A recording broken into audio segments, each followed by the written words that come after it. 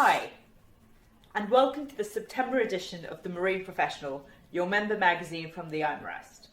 Our lead story in this edition is about big data, and it looks at whether the reality of onboard data analysis can live up to expectations from owners and ship operators.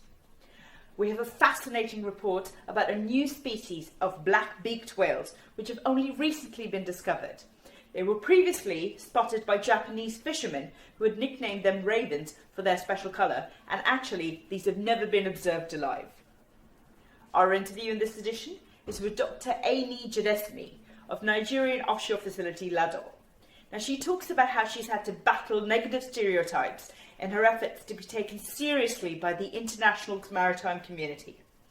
Ladol aims to employ local talent rather than importing skilled workers from overseas, as this will enhance the long-term prosperity and independence of the region.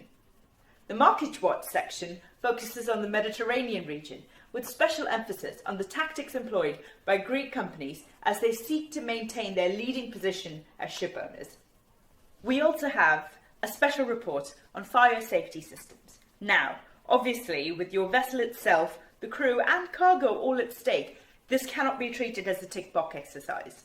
It's really important that you have systems that are functional and that are consistently checked in order to ensure that in case of an emergency, they're able to perform as expected. Two articles that dovetail into each other quite nicely are our comment pieces from the IUMI and the ISU.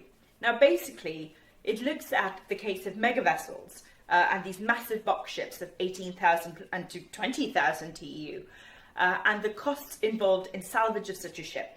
There is a great insurance risk because obviously there's going to be massive payouts should an incident occur. And insurers are naturally worried, not just about the payouts, but also about the fact that these vessels may not be easily recovered, such as in the case of the Rena off the coast of New Zealand. Now, the salvors themselves maintain that they have a high level of ingenuity and that they're going to be able to deliver under pressure. And you can see the way they've both presented their cases and make your own decisions. As always, we're very excited to hear from you on our Marine Murmurs section. The questions that we would like you to answer going forward are: what effect will a cap on CO2 emissions from shipping have on marine fuels?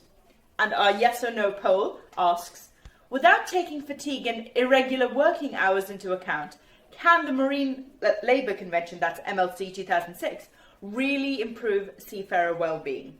Make sure that you get your answers to us as soon as possible, and we will include them in the October edition of the Marine Professional. As a special bonus for you readers, we've also got our annual propulsion supplement titled Propulsion Perspective 2016, and this is available online and can be accessed quite easily just by logging into your accounts and going to our website, which is www.IMarEST.org. Now, this has fantastic articles as well as real up-to-date data about engines, turbochargers, gas turbines, and much more. We hope that you enjoy reading it and that it educates you about your choices on today's market and all things propulsion. We hope that you enjoy reading this edition of the magazine, and if you haven't already done so, please subscribe to our weekly newsletter. It is completely free and has the latest information from all across the marine world. We also invite you to follow us on Twitter, and we can be found with the user handle @TheMarinePro.